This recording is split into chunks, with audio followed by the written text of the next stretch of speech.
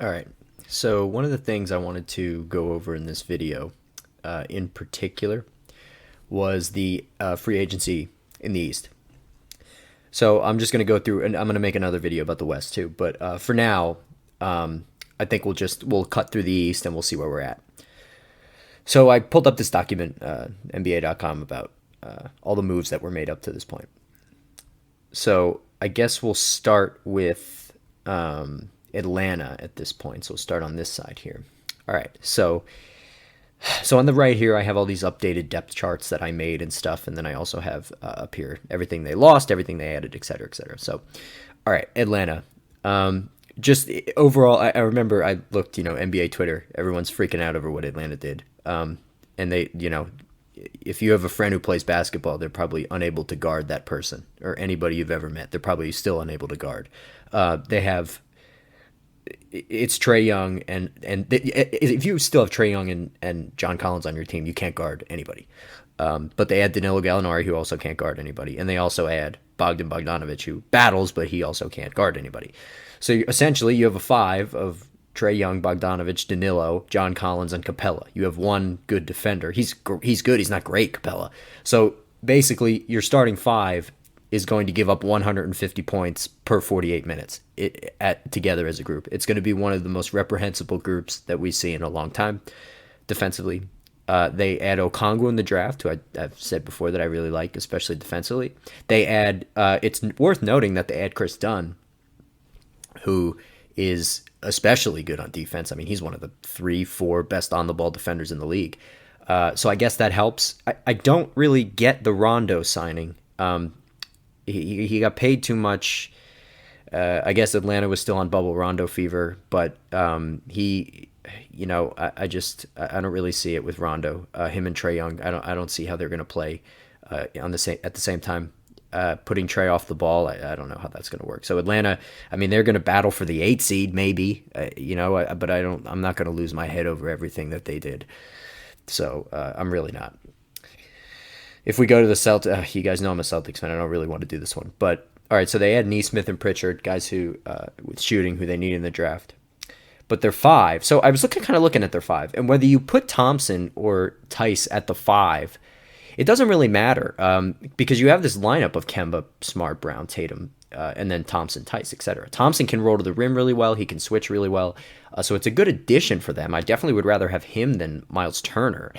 But with Tice, this is the five right here, him and then Tice. They did go to the conference finals, and they were 2 wins away from going to the finals. So it's a good five.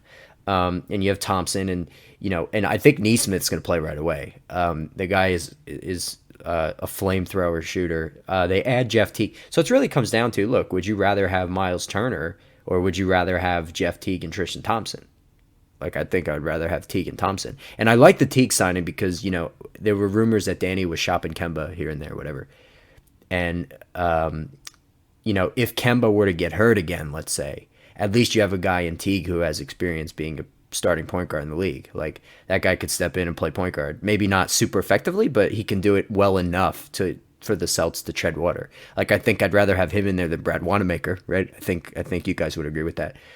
So the Celts are fine. I expect, if Tatum and Brown keep leaping and everything, maybe Langford finally stays healthy. I can't believe they got Langford when Hero went the pick before. But, yeah, the Celts, I'm okay with their offseason. I'm okay with it.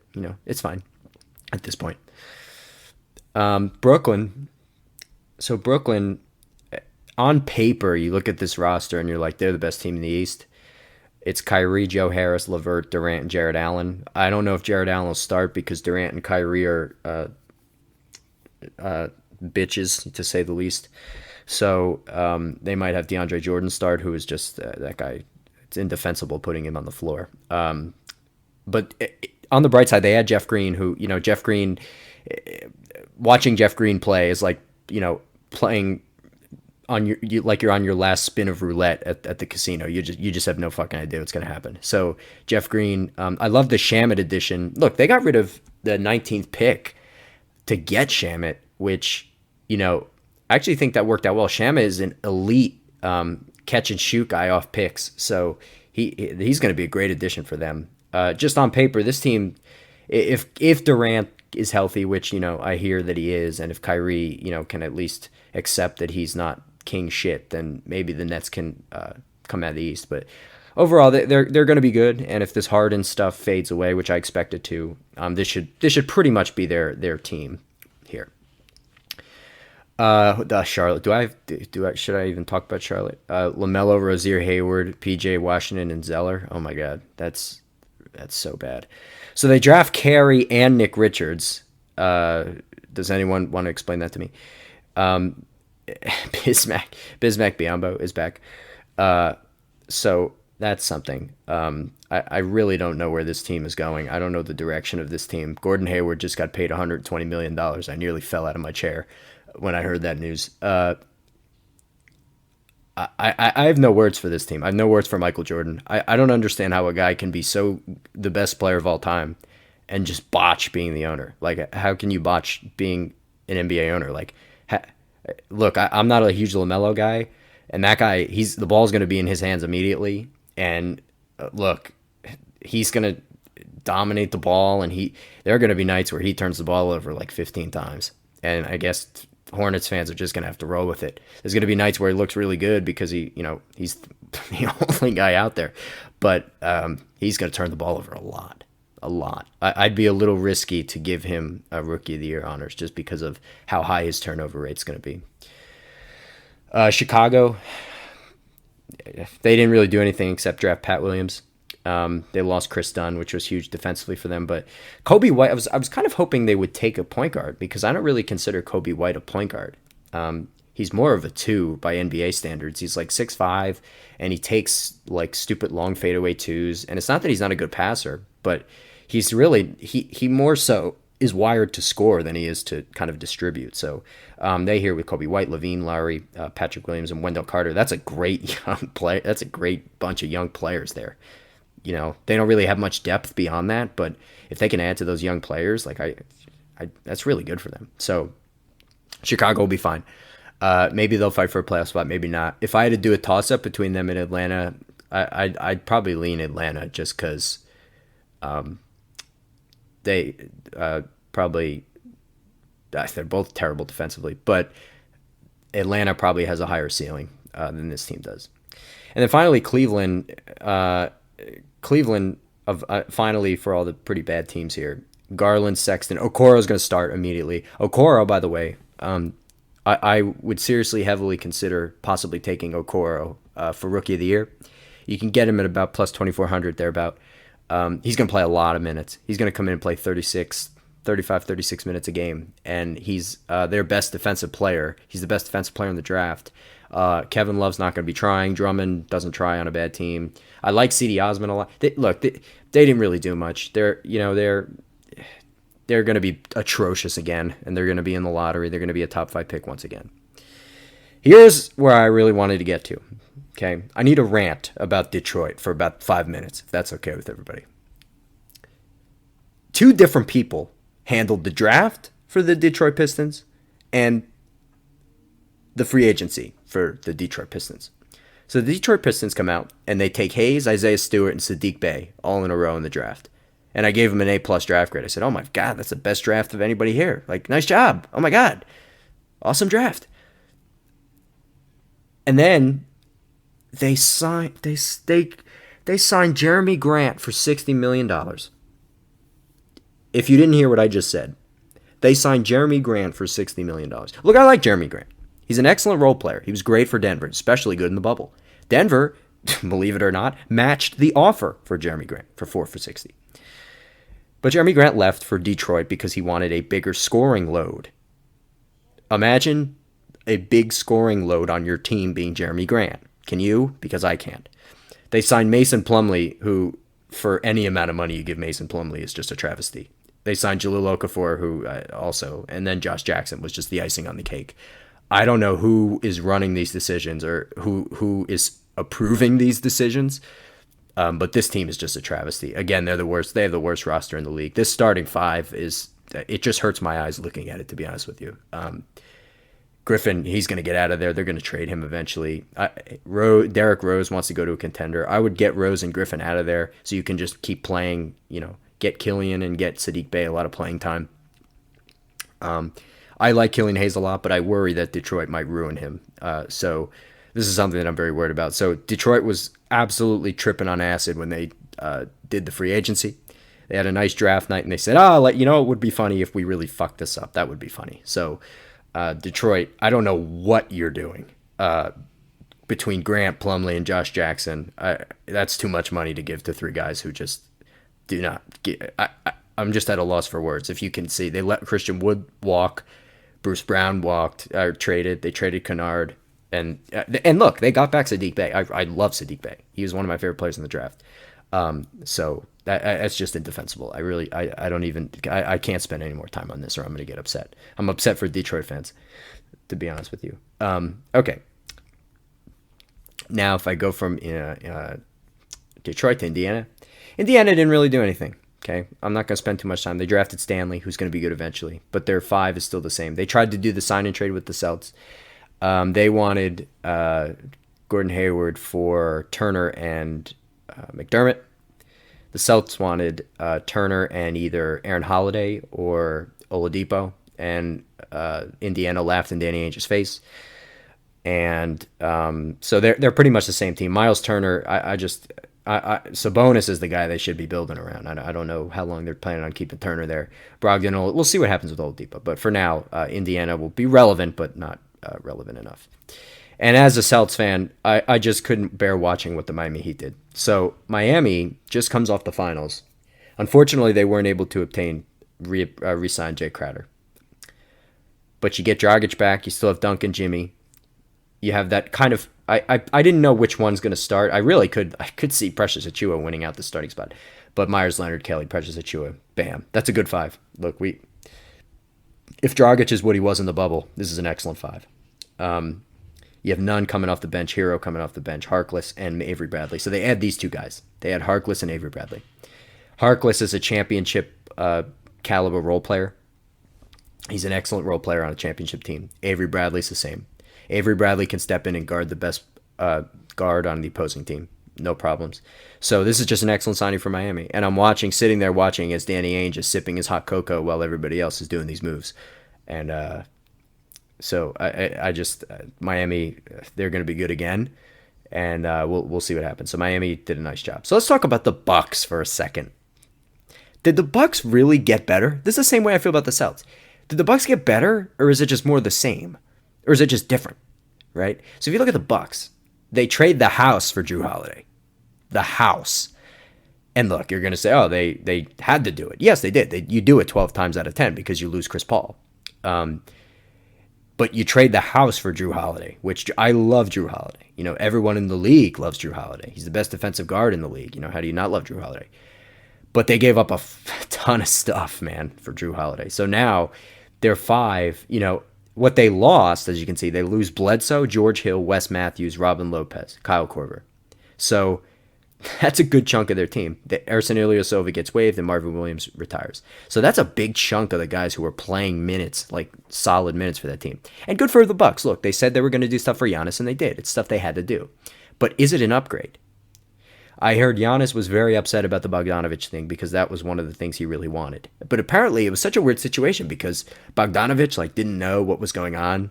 And he was like, wait, the news broke that he agreed to the sign and trade and he didn't. He was like, what the fuck? I didn't agree to this. It was such a weird, I'd never seen anything like it. So now he's with Atlanta and the Bucks lose their entire team. But they gain Jrue Holiday and they get Bryn Forbes. They get DJ Augustine, who I like those two additions. Okay. Bobby Portis, not so much. He's going to end up punching Giannis in the face at some point. Torrey Craig was an excellent addition. He can guard. He can switch on a lot of wings that they had trouble guarding in the playoffs, which is good. And Stauskas is a flamethrower. And I like Jordan Nwora, who they drafted. So it's a different team. Do I think it's necessarily a better team? I'm not really too sure. But we'll see. Look, if you have Giannis on your team, you're going to be really fucking good. If you have Giannis on your team, you're going to be one of the three best teams. That just goes without saying. So Jrue Holiday, Dante, Middleton. Maybe Middleton goes up a level. If Brook continues to play defense, they'll play defense very well. And it's just a matter of if they can make shots and if the other guys can. And DJ Augustine and Bryn Forbes and Stauskas, those guys are going to have to knock down shots. So we'll see. And they also need more playmakers. Look, DJ Augustine and Bryn Forbes are more playmakers than they are spot-up shooters, and that's something that they heavily lacked when Giannis was getting shut down going to the basket. So that's definitely something that they had to do, and they did it, and they kind of remade this team. The Knicks, as you guys know, I love RJ Barrett, and I just think he might get ruined by this terrible franchise. But they take Obi Toppin at 8, which is fine. I thought they should have taken Halliburton. So they re-signed. So you have, right, originally in free agency, I texted one of my friends who's a Knicks fan. I said, I kind of like what they did. They're going to let the young guys play. And I guess I spoke too soon, because 3 hours later they had signed Nerlens Noel, Alec Burks, and Austin Rivers in a matter of like 4.5 hours. And I was like, oh God. So Elfrid Payton's fine. RJ, Reggie Bullock, Randall, and Mitchell Robinson. Now you got to give Noel minutes, Alec Burks minutes, and Austin Rivers minutes. Austin Rivers is going to want to prove that he's a good player, and he's going to take terrible shots. So that reduces the minutes for Frankie Smokes, who I like. I think Quickly should play right away. He's really good. And Kevin Knox is just not going to develop. Like, if you're not going to play that guy, he's not going to develop. The young guys that have to play are RJ and Mitch, because if they don't play, they're going to suck, because RJ's their best player. So it's kind of like, I really don't know where they go from here. Randall's just a ball stopper. He doesn't really fit their timeline. Randall's a good player, but he's a ball stopper. And you got to play RJ, Mitch, Frankie Smokes, Obi, Kevin Knox, Quickly. Like, you got to play those guys. And if you don't play them, you're never going to develop. So the Knicks, you need bodies, obviously. So that's why they signed them for bodies. But you just signed the wrong bodies, because those guys want to shoot and those guys want to, hug the ball. So we'll see how that works. The Knicks are going to be travesty again. They just better hope they get Kate Cunningham in the draft. So, yeah. Orlando, I actually think Orlando might...